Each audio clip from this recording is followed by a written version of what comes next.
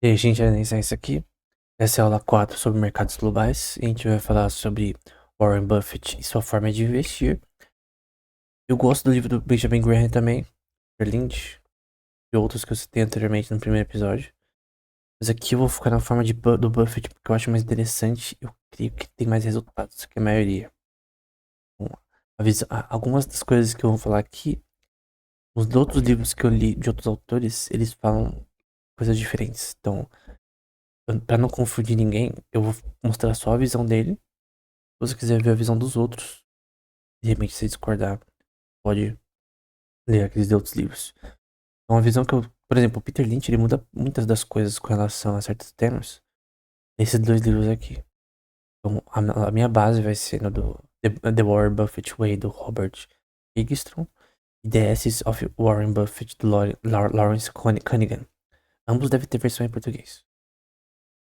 Beat in the Street é bom, outros livros também são bons, mas a questão é que em muitos pontos eles mudam bastante coisas. E aí vai da pessoa, né? Vai ser tudo em inglês, mas foca no que eu tô falando, tá? Não precisa ler. Tá aqui. Eu vou usar isso aqui como base e também o original aqui do livro que tá embaixo aqui. Com as referências que estão aqui embaixo. Bom, aqui é uma proposição que é meio que controversa, né? Porque normalmente você olha em outros livros sobre cash flow e não é bem assim que eles falam, né? Então, cash flow, ele vai dizer aqui que pode servir a alguma utilidade de certas empresas, por exemplo, de real estate no mercado imobiliário, outras empresas que diferentes, mas ele vai dizer que cash flow é totalmente sem significado em tais negócios como é, de manufatura, indústria, coisa do tipo, no varejo e companhias tipo como de extração de petróleo, coisa do tipo, ou de utilidades. Então, empresas nesses setores, cash flow não pode necessariamente ser significante. Por quê? Porque, no geral, ao longo de, por exemplo, 5 10 anos, elas têm que investir muito. Ou o negócio cai. Então, você precisa ter um cash flow maior com relação a entradas, com relação a gastos que a empresa vai ter. Porque o tipo de setor precisa disso. Então, em certas empresas de tecnologia talvez não seja assim. Mas uma empresa que tem uma coisa industrial, física, né? Empresas que lidam com questões físicas, como aqui tá falando do varejo e da indústria, né? A gente falou da Tesla no último episódio, por exemplo, na questão de industrial de carros, né? Você tem um sistema desse sentido. Então, o cash flow é diferente nesse contexto. Então, o cash flow ou o cálculo de future cash flows que a gente viu no último episódio não necessariamente é importante para todo tipo de empresa. Empresas aéreas também eles vão falar que não é tão importante. Isso aqui é controverso. Eu creio que o Benjamin Graham, se não me engano, fala contra a EBITDA também. Mas o Peter Lynch não fala contra, outros autores não falam contra. O EBITDA é o ganho antes de juros, impostos e coisa do tipo. Depreciação, amortização. Eles vão falar que certamente é verdade que na Berkshire Hathaway, né? E no geral em outros negócios que nós estudamos, que entretanto nós não pensamos no tal chamado EBITDA como significativo, como mensuramento de performance. Eles não acham que você calcular os ganhos antes de juros, depreciação e amortização realmente seja útil. Até porque, pensa, o que importa é o que a empresa gera depois disso. Então, eu creio que eles consideram depreciação, amortização, impostos e juros como relevantes para como a empresa vai operar no futuro. Ela é sustentável, né? Então, eu creio que essa é a razão. Shark Tank senta bastante, né? O beta, em todas os, os negócios de informação de ações, é a volatilidade da ação. Eu lembro de fazer um curso na Universidade de Genebra, no Coursera. Eles colocam uma ênfase muito grande no beta. E vários modelos de matemáticos de versão moderna de teoria de portfólios. Você tem equações aí com relação à criação de portfólios de mercado. Eu lembro de ter feito o curso nisso e é bem complexo, mas o beta tem a ver. Tem a volatilidade da ação, né? O quanto os preços flutuam com mais frequência. E ele tá dizendo que é inútil. Em várias questões, pra quem acredita em uma versão keynesiana ou neoclássica da economia, isso é totalmente controverso, porque ele vai falar que você não precisa entender o beta. Se mercados são eficientes, teoria de multiforme moderna, ações de black holes, coisa do tipo, o preço de opções, mercados emergentes, o que você deveria saber, na verdade, é nada, nenhuma dessas coisas. Ele vai dizer, né? Ele tá falando aqui que a maioria das escolas de negócios, os quais financiam o currículo, tende a ser dominada por esses temas, né? Por esses temas de é, você ter esses modelos matemáticos neoclássicos com relação a escolher as melhores ações, que é inútil. Pra você não aprender isso, eu gosto disso porque eu gosto de matemática aplicada. Eu sou da ciência da computação, então pra mim é muito interessante. Teoria de portfólios moderno. Eu já estudei esse tema, embora tenha que estudar muito ainda. Eu lembro de ler um livro somente sobre investimento, sobre análise de investimentos, né? Que era focado nisso. E é divertido, depende de muita coisa. Mas o ponto é que, no geral, isso não funciona tão bem quanto alguns achariam. Na visão dele é inútil. Então, na nossa visão, nós pensamos que os estudantes de investimento precisam ser. é, Primeiro, entender como dar um valor ao negócio e como pensar sobre o preço de mercado. É isso. No investimento em ação, não no Forex, tá? Nem commodities. O foco é business, entender como o business funciona. Não que não seja importante nos outros mercados, mas especulação de futures, Forex e outros relacionados a day trade e swing trading, o que mais se importa para fazer uma versão de value investing nesse contexto, pra você ter uma margem de segurança, não é baseado em gráficos nem coisa do tipo, é você saber sobre economia, é try hard. Sei que a maioria dos hedge funds não usam isso e tal, mas a questão é que, no meu ponto de vista, o nível de economia que você tem que saber pra mexer no Forex é try hard de verdade. Então, muito mais difícil. Entender o que tá acontecendo também, você tem que estar ligado no que tá acontecendo. Depende do mercado de ações, não é tão, é tanto assim. É mais saber, é mais business, é mais como se fosse venture capital, o investimento anjo. Então, eu creio que esses temas talvez sejam mais interessantes para alguém que investe em futures e Forex, ou talvez não. Enfim.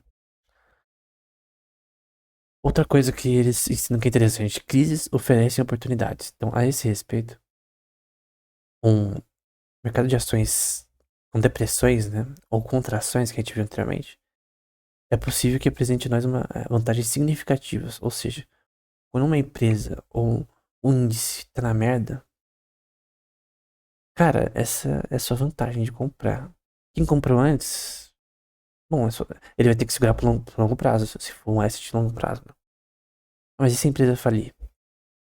Você tem que estudar uma empresa que não. Isso é muito difícil acontecer, né? Acho que a empresa que tem que investir é uma empresa, por exemplo, que é a Apple, né? Mesmo depois que o Steve Jobs partiu, a Apple continuou crescendo. Então, qualquer empresa que não depende de uma pessoa só, né? Ela cresce sozinha.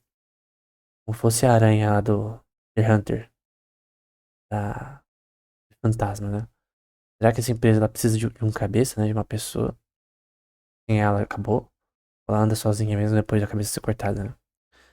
Então, por uma coisa, isso tende a reduzir preços, em que as empresas são é, disponíveis para compra. Segundo, o mercado de contrações, né? Ou depressão é mais fácil para empresas de seguros. No caso, eles são empresas de seguros, a Berkshire Hathaway, né, também tem a ver com isso. Comprar pequenas peças dessas grandes empresas. Então, a Berkshire Hathaway, ela adquire empresas com frequência, né? E terceiro, algumas desses grandes negócios, né? Como a Coca-Cola e o Wells Fargo, são compradores consistentes das suas próprias ações. O que significa que eles e nós ganhamos menores preços que eles podem comprar. Então, a questão é que eles investindo na Coca-Cola, na Wells Fargo, por exemplo. Normalmente, no livro fala dessa questão, né? Como que o Warren Buffett escolhe investir em Coca-Cola, na Coca-Cola. Uma empresa sem graça, sei lá, poderia ser a visão de alguém. Um preço no mais alto possível. Mas a questão é que, ponto, empresas também que têm monopólio, né? Então, a Coca-Cola ela tem muitas empresas associadas a ela. Que empresas que, por exemplo, estão adquirindo uma outra de forma voraz, assim. Então isso é muito importante também. Ah, os executivos de uma empresa também são importantes, então diretores, portanto, devem ser escolhidos pela sua forma de entender negócios, né?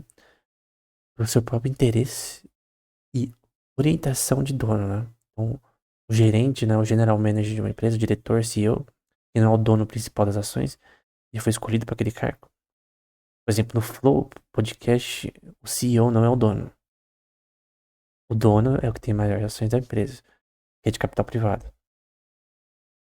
O Flow Podcast, né? Então, o CEO tem uma visão de dono, né? Afinal, se ele for bem-sucedido na empresa, ele ganha dinheiro, mais dinheiro com isso, né?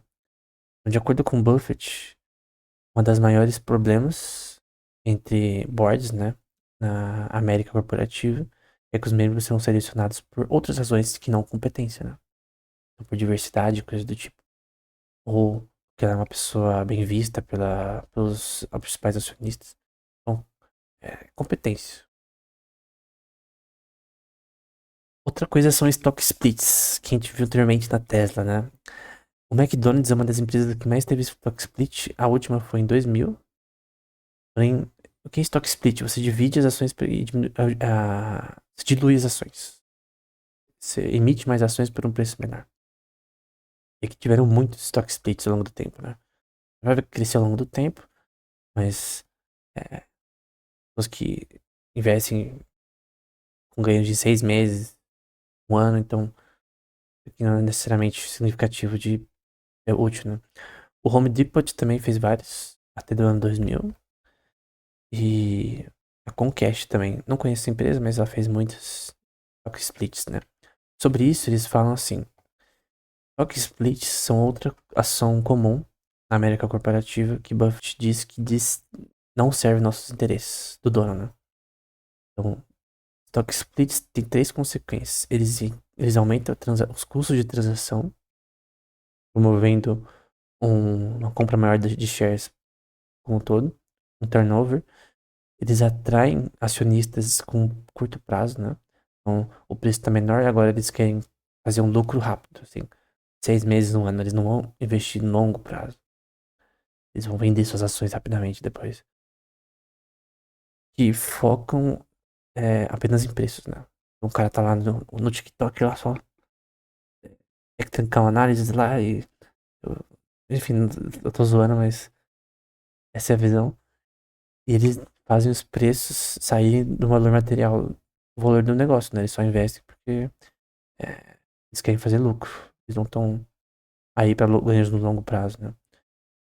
Isso é um problema, porque pensa, no investidor de longo prazo, ele quer efeitos de longo prazo. O GameStop, por exemplo. Você vê lá as ações do GameStop, que é uma empresa de, tipo, locação de jogos. Não funciona mais pro mercado de jogos atual. Cara, analisando o mercado do GameStop, pra quem entende da indústria de games, cara, hoje a pessoa nem usa CD, mas a gente compra jogo online. O PS5 Pro vem sem o leitor de CD. Por quê? Porque as pessoas não compram mais CD. As pessoas só compram CD quando tá mais barato o jogo no online. Então, e o jogo online você não precisa baixar ele pra ficar no seu armazenamento. Você baixa e você tem acesso a ele na loja pra sempre. Então não tem por que alguém comprar um jogo físico. Só que teve uma época que teve um hype nas ações do GameStop. Porque um hedge fund queria fazer short no GameStop. E queria apostar que as ações iam cair. Investindo bilhões de dólares nisso. Aí os caras viram isso e tentaram fazer o preço ir pra cima, né? Pessoas comuns. E só que é um crescimento de mercado que não é com base no valor do negócio. Porque o negócio do GameStop não vai dar certo no futuro. Mesmo que o dinheiro que eles receberam, um dos anos não vai dar certo. Essa empresa, ela tem um limite. E não tem mais locadores hoje em dia de filmes. Porque hoje tem Netflix, hoje tem é, diversos tipos, YouTube, né? Enfim, tem tipos de negócios que no longo prazo eles não vão sobreviver. Então, pra longo prazo, investir no GameStop nunca seria escolha, né? Pra quem conhece o mercado de games. Bom, fusões podem também gerar aumento no preço de ações, mas não necessariamente a gente tem que confiar cegamente nelas. Tem rumores de fusões, que é empresas fundindo em si, né? E obviamente você tem aí um número de ativos maior agora, um número de recursos maior. E várias empresas crescem com fusões e o preço das ações aumenta. Nem sempre, nem sempre. Depende. Teve uma fusão horrível acho que é America Bank. Acho que Bank of America com a Merrill Lynch, se não me engano. Foi uma fusão bosta, sinceramente. Aconteceu por causa da crise de 2008, porque a Merrill Lynch tava falindo. Tem fusões que não são úteis, né? Não são interessantes. Demorou pra caramba pra Bank of America recuperar. A Merrill Lynch tava na merda. Então foi uma fusão que aconteceu lá pra 2008, 2009, que foi ruim pra empresa, a Bank of America. As ações delas caíram e demoraram pra subir ao valor original delas. Acho que nem subiu pro valor original, se não me engano. Mano de cor aqui. Então, nem todas as funções funcionam, né? Tem que ter um valor agregado nessas fusões que realmente tem valor. Outras fusões aqui da VeriSign, Allianz com Dresdner Bank, enfim. Allianz lembra do Palmeiras, né? Não vá cegamente no hype de IPOs, que é Initial Public Offering, né? Uma empresa que começou a ser pública, que era capital privado e agora ficou pública. E, obviamente ela começa com um preço baixo em relação ao futuro. Então, por exemplo, aqui tem algumas empresas que eu não conheço. De biotecnologia, network, sei lá. Eu não conheço essas empresas. Mas no site do investing.com são o calendário de novos IPOs. Cara, pra você investir no IPO, você tem que conhecer a empresa. Por exemplo, se a SpaceX fizesse o IPO hoje, todo mundo ia investir. Agora, se a Starlink fizesse o IPO hoje, todo mundo ia investir. Agora, tem outras empresas que não necessariamente vão dar certo. Você tem que ver muita coisa. Tem muita informação dessas empresas novas que não tá tão público como empresas conhecidas que já estão no mercado há 30 anos, 20 anos. Então, talvez pegar informação dessas empresas seja mais difícil. Então, você tem que ver também se o valor dela aqui é justo, né? A valorização que foi feita. De repente você vê a empresa é um lixo.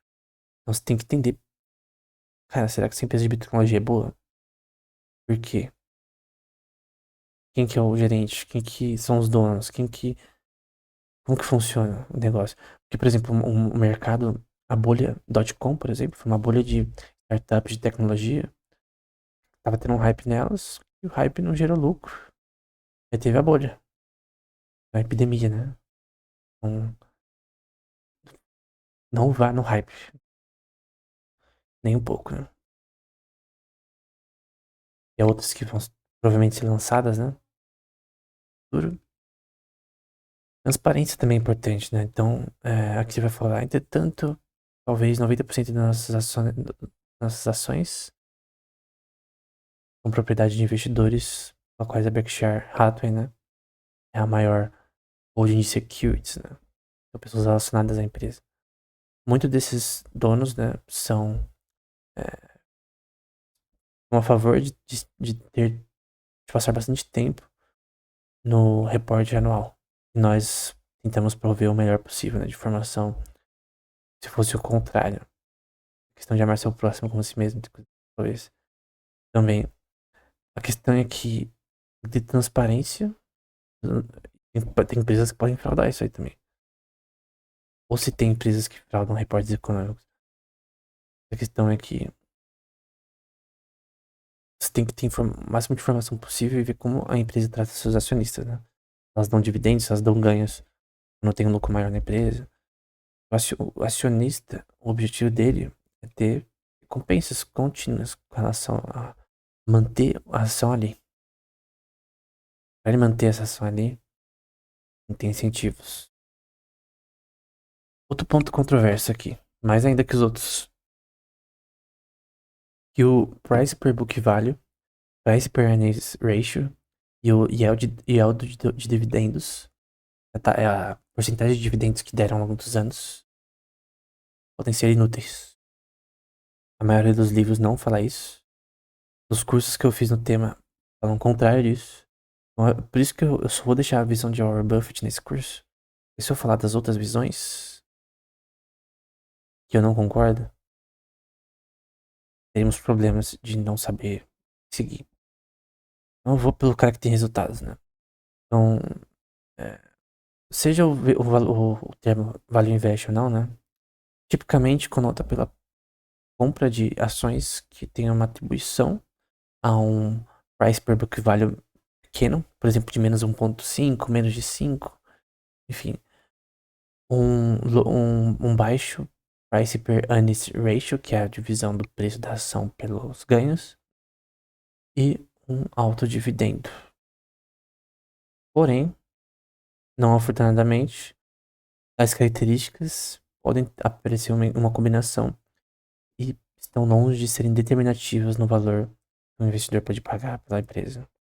Correspondentemente, também, uma alta razão de price per book value, price per earnings ratio e um baixo dividendo, yield de dividendos não são consistentes com uma compra de valor. Não necessariamente porque essa parte de cima é a parte que normalmente as pessoas dizem que é bom para uma empresa. De ter uma razão de price per book value menor, um price per earnings ratio melhor e um alto dividendo. Mas não necessariamente isso daqui diz que a empresa é boa. São bons dados, são importantes, mas não necessariamente. Ou você vai ter um stock screener, que são aqueles aplicativos ou plataformas que te mostram vários dados de várias ações ao mesmo tempo.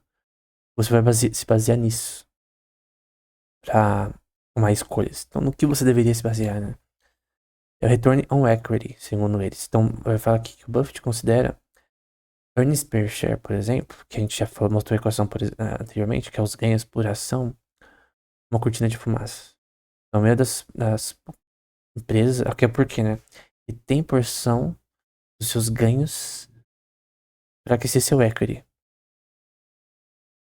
Então, a empresa tem os ganhos por ação, então ela recebeu muito dinheiro dos seus acionistas. Ela gerou lucro através disso, mas no geral ela vai reter para si. Não necessariamente vai dar para os acionistas. Não necessariamente isso é bom para o acionista. Então, mesmo que cresça, isso não necessariamente é uma coisa legal. Então, ele disse que colocar o dinheiro na poupança seria a mesma merda. Então, para mensurar uma performance anual da empresa, o principal é o Return on Equity, ou ROI. Não é ROI, que ROI é Return on Investment, retorno de investimento. O ROE é o Return on Equity, que é a razão das operações, ganhos por operações para dividido, né, da equity dos acionistas. Então, faturamento líquido dividido pelo equity dos acionistas. Esse é o Return on Equity. Eu peguei aqui da página da NYU, que é a Universidade de Nova York. Eles têm um site que tem essa página aqui. Eu não sei se para que ano é isso daqui, mas tem o número de firmas em vários setores, como por exemplo, aeroespacial, bancos, de televisão, de investimentos, de business, itens de serviços de consumo. Você tem o ROI comum e o ROI ajustado para pesquisa e desenvolvimento. Então você pode usar isso para uma medida, pelo menos que a Buffett diz que é uma das mais importantes em relação à performance anual da empresa. Não que seja uma bala de prata mais importante. Isso aqui é por mercado, tá? Não é por empresa. Então, outros mercados aqui, ó, na parte de comida, a parte de energia renovável, por exemplo, é negativo. Até porque a maioria não tem valor no mercado, né? Mas esse ativismo, sei lá, de seguros, tem até um retorno ao equity baixo. Outra coisa também, cash flow, a gente ressaltou a importância e também ressaltou a importância, não é suficiente. Então, até cash flow, o Buffett diz, não é uma ferramenta perfeita para mensurar o valor. E no geral, ele faz os investidores ficar meio assim. A gente viu, por exemplo, no caso de empresas de manufatura, varejo, etc. Cash flow é uma forma apropriada de mensurar empresas que têm grandes investimentos no começo e pequenos posteriormente, tal como real estate no mercado imobiliário, campos de gás, empresas de cabos, né? No contexto de empresas de manufatura, por exemplo, eles precisam de capital continuamente para fazer o negócio funcionar, né? E assim, o cash flow não é tão importante. Por exemplo, na própria Tesla, o cash flow não é tão importante, porque eles são uma empresa industrial também. Empresas com ROI alto, né? Peguei aqui num site. Bom, aqui tem o ROI da Apple, da Nvidia, mais alto, né? Do Alphabet, é a Google, Meta, JP Morgan, Visa. Bom, essas coisas são importantes. Não é só isso que é importante. Aqui tem o ROI nos últimos 3 anos. Isso é importante. A Meta eu acho interessante para investimento. A Nvidia também. Outras empresas com ROI alto, Netflix, Home Depot, Accenture, McDonald's, Qualcomm, AT&T.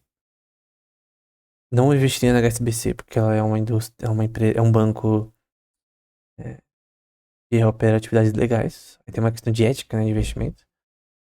Mas enfim, tem a Uber ali também, tem um alto return on equity.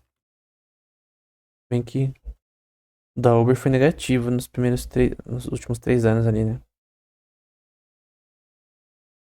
Então, return on equity é uma coisa importante. Esquece EBITDA, proforma earnings, coisa do tipo. Esquece tudo, deixa tudo pro beleléu e foca em return on equity. Outra coisa é o discount rate. Então, no caso de cash flows futuros, né?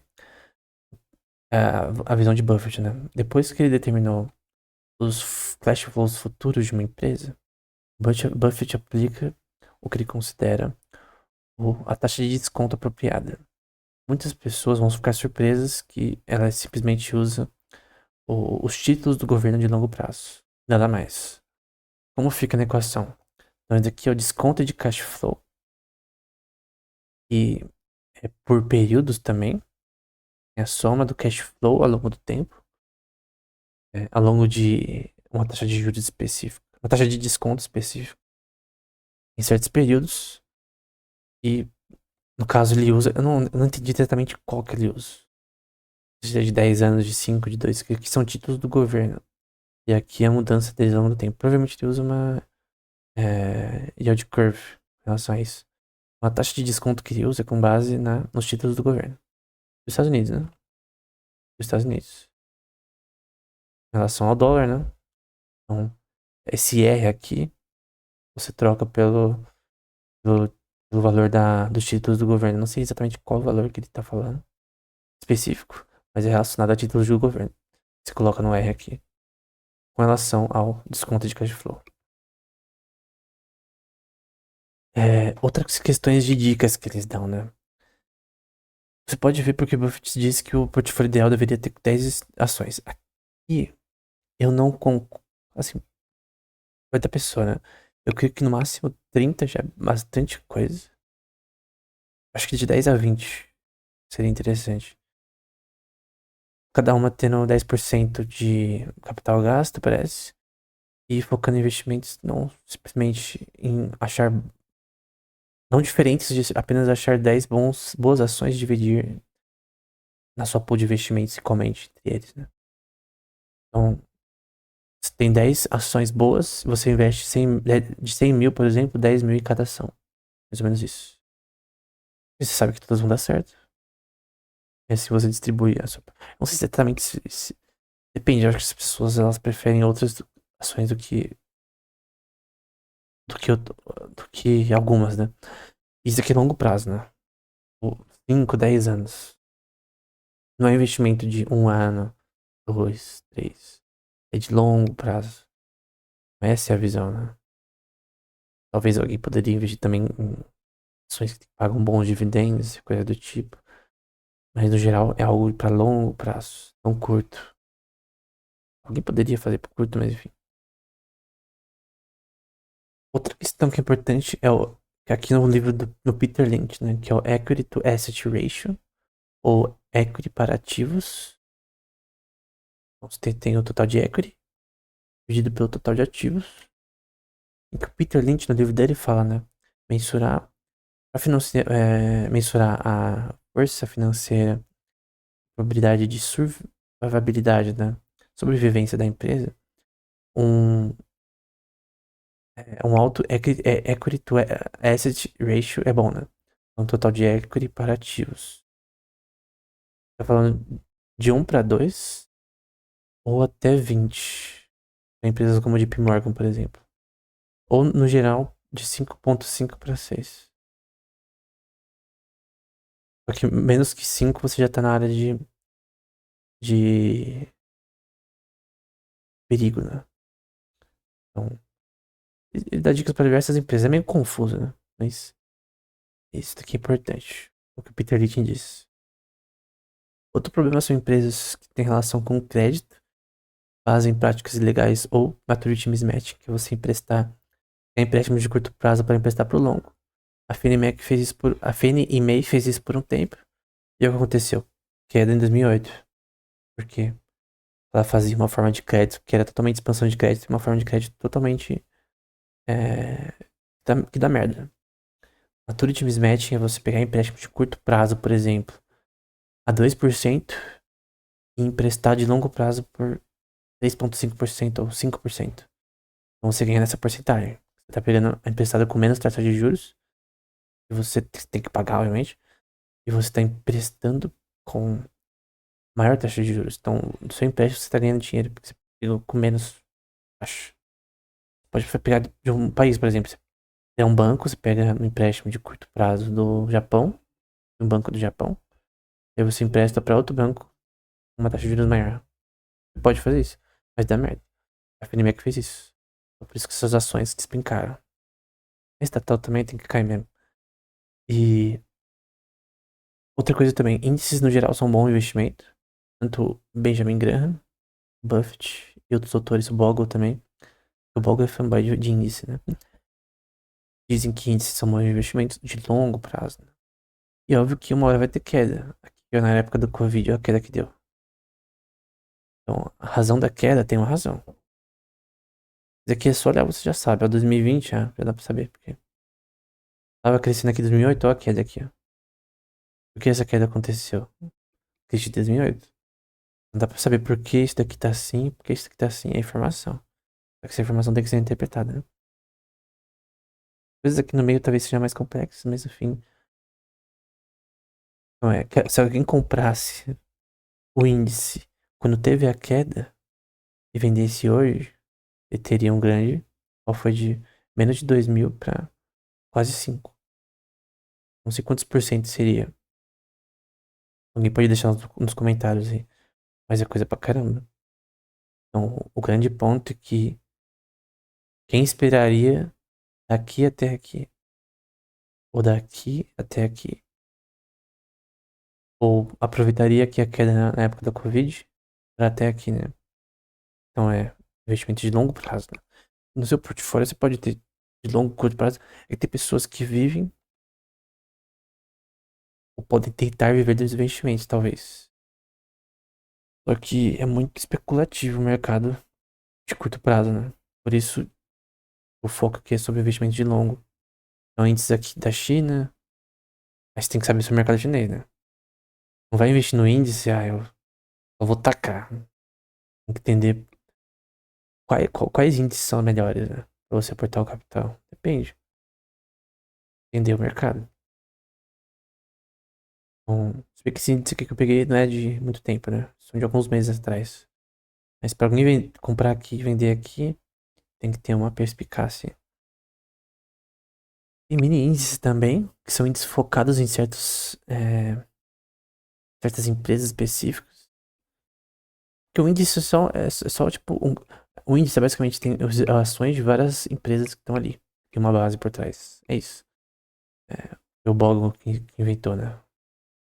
E um livro que eu citei anteriormente.